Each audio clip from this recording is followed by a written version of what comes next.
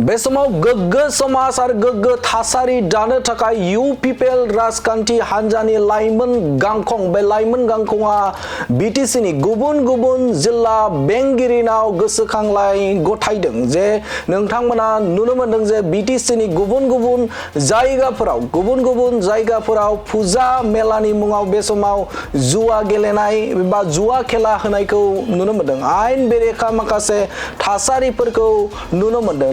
लाइमोनफोरनि जे जौ जुवा आरो गेलेनाय बे गेलेनाय थासारिफोरखौ होबथानो थाखाय बे समाव मिरु लाइमोन गांखं UPPL राजखान्थि हान्जानि मोनसे बाखनायजाथाव हाबाफारिखौ जों मख'नांगोन। मानोना बे समाव गुबुन गुबुन जायगाफोराव बे समाव जे जुवा बा बबेबा मोनसे मेलानि मुङाव जुवा खेला होनायखौ होबथानो थाखाय सिगांबोदों मिरु लाइमोन गांखं UPPL राजखान्थि हान्जानिफ्राय। आरो बे समाव मिरु लाइमोन गांखं UPPL राजखान्थि हान्जानि आफादगिरि बिथां इरागदाव बिथाङा फोरमायथिदों जे बे समाव गुबुन गुबुन जायगाफोराव फुजा मेलानि मुङाव जे जुवा होनाय थासारि बे थासारिया बांनायनिफ्राय बांगासिनो आरो जायखौ होबथानो थाखाय बे समाव जिल्ला बेंगिरिया दिनै गोसोखांलाय गथायदों होननानै फोरमायथिदों बिथां इरागदाव ब्रह्म बिथाङा। आरो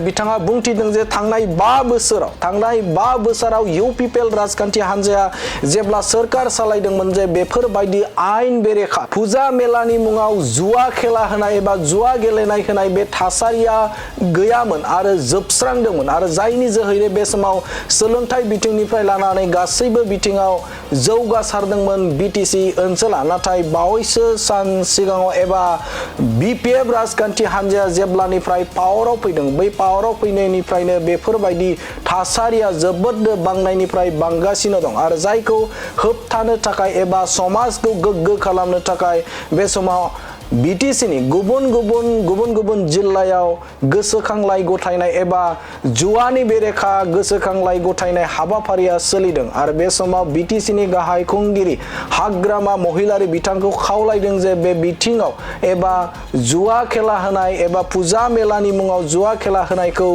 बन्द खालामनायाव हेफाजाब होनांगौ होननानै बाथ्रा बुंनायखौ नुनो मोनदों। दिनै जोङो सेन्ट्रेल UPPL दोलोनि बानजायनायाव सारा BTRआवनो जोङो मोनफ्रोमबो DC अफिसाव जोङो मोनसे मेम'रेन्डाम होनाय बे हाबाफारिखौ लानाय जादों।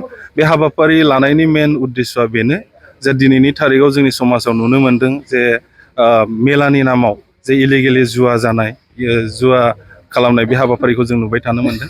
आरो बेजों लोगोसे जोंनि उन्दै लाइमोनफोर जाय स्कुलाव फरायनाय लाइमोनफोर हिन्जावसायानो जा हौवासायानो जा बिथांमोनाबो बे जुवायाव लोब्बा थानायखौ जों नुनो मोनदों। दा ओंखायनो जोङो DC महोदयनो जों दिनै मोनसे UPPL दोलो लाइमोन गांखंनिफ्राय मोनसे मेम'रेन्डाम गथायनाय हाबाफारि लादों जाहाथे बिथाङा जोंनि BTR ओनसोलाव थाबैनो बे मेलानि नामाव जे जुवा होनाय बेखौ जाहाथे खुब खम दिननि गेजेरावनो जाहाथे बेखौ बन्द खालामो। खार'ना फैबाय थानाय जोंनि समाज भबिष्यतखौ नायनानै जाहाथे जोंनि ओनसोलाव बेबायदि जुवा कालचार आरो बेजों लोगोसे सारा जोंनि ओनसोलाव जेसेबांखिनि गाज्रि थासारि जानाय बेजोंनो लोब्बा लाखिनायखौ जों नुनो मोनदों। ओंखायनो खुब खम दिननि गेजेरावनो जाहाथे बे बन्द जायो बिनि थाखाय जों मेम'रेन्डाम गथायनाय जादों।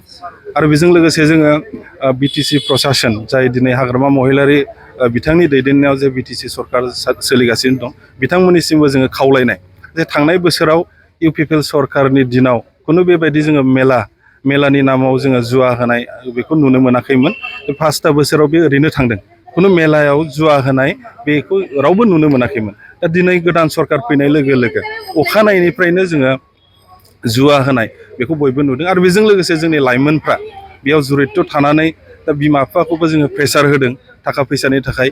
दा मेलायाव हगार हरनो थाखाय बिमा बिफायाबो फैसा बिथांमोननो गथायनो गोनां जादों। दा बेनिखायनो जाहाथे फैबाय थानाय समाव जोंनि समाजा जाहाथे नस्थ जाया, जोंनि लाइमोनफ्रा जाहाथे फरायनायनिफ्राय गोजानाव थानाङा आरो जोंनि ओनसोलाव जाहाथे ड्राग्स बैफोर गाज्रि थासारिया जाहाथे फैया बेनिखायनो प्रसासन बिथांमोनखौ जों खावलायदों जाहाथे खुब खम दिननि गेजेरावनो बेखौ बन्द खालामनांगौ।